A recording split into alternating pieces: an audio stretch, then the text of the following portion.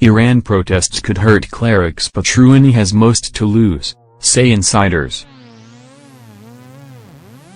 Dubai, as the death toll from protests in Iran climbs, Iranian authorities are concerned the nationwide unrest will undermine the clerical establishment, senior government officials say. But the person with the most to lose is President Hassan Rouhani.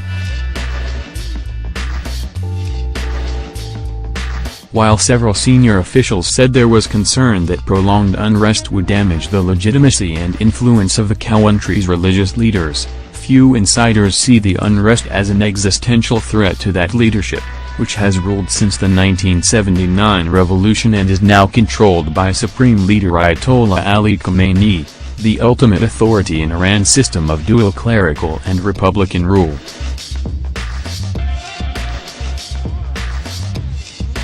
The biggest loser, they say, is likely to be Rouhani, who is much more closely tied to the country's economic policies.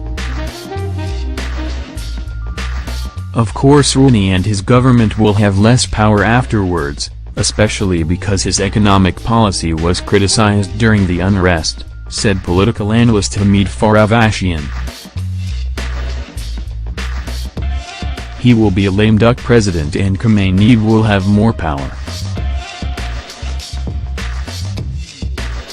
Much of the protesters' anger has focused on what Rouhani and his government have failed to deliver, an economic boom promised as the payoff for the 2015 deal that curbed Iran's disputed nuclear program in return for world powers lifting sanctions.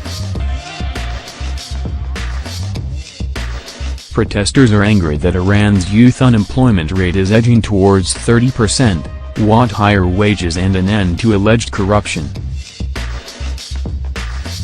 They have chanted slogans against all of Iran's leaders, including the clerical elite, and attacked police vehicles, banks and mosques as the unrest widened.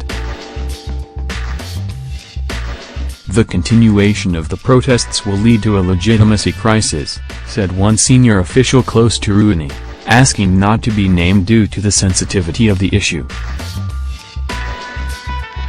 People have economic demands.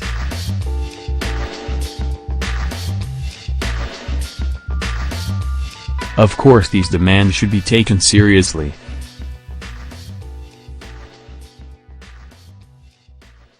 Of course the establishment should listen to the people, but all these can be discussed in a calm atmosphere, the official said.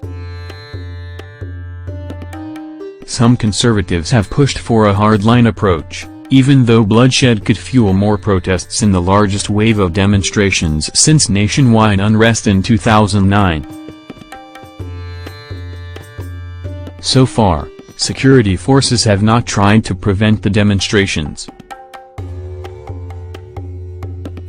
But this will change if Khamenei calls for an end to the street protests and demonstrators defy his call, said one former Iranian official from the reformist camp.